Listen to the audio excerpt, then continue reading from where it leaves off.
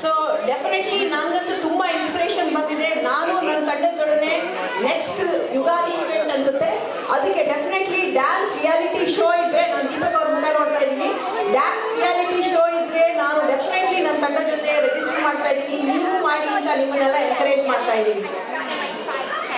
Anyways, jokes apart, ಇವರಿಬ್ಬರು ಪರ್ಫಾರ್ಮೆನ್ಸ್ಗೆ ದಯವಿಟ್ಟು audience ಒಂದು ಜೋರಾಗಿ ಚಪ್ಪಾಳೆ ತಟ್ಟಿ.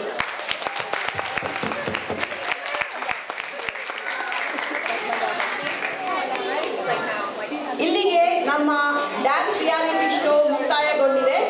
ನಾನು ನಿಮ್ಮ ಕನ್ನಡತಿ ಅಶ್ವಿನಿ ಭಟ್ ಹಾಗೂ ನಮ್ಮ ವೈಸ್ ಪ್ರೆಸಿಡೆಂಟ್ ವಿನಯ್ ರಾವ್ ಅವರಿಂದ ಧನ್ಯವಾದಗಳು.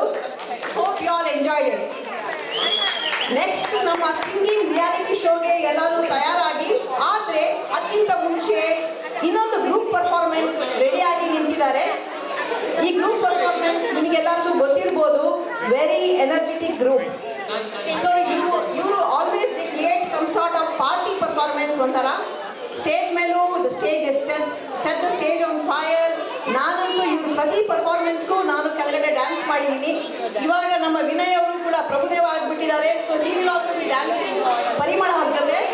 ಹಾಗೆ ನೀವು ಎಲ್ಲ ನಿಮ್ಮಲ್ಲಿ ಎನರ್ಜಿ ಇಲ್ದಿದ್ರೂ ಪರವಾಗಿಲ್ಲ, ಹೋಪ್ಫುಲಿ ಚೆನ್ನಾಗಿ ಊಟ ಮಾಡ್ಕೊಂಡು ಬಂದಿದ್ದೀರಾ. ದಯವಿಟ್ಟು ಸ್ಟೇಜಿಗೆ ಬಂದು ಡ್ಯಾನ್ಸ್ ಮಾಡೋಕ್ಕೆ ಏನು ನಾಚಿಕೆ ಪಡ್ಕೋಬೇಡಿ, because this is an awesome team.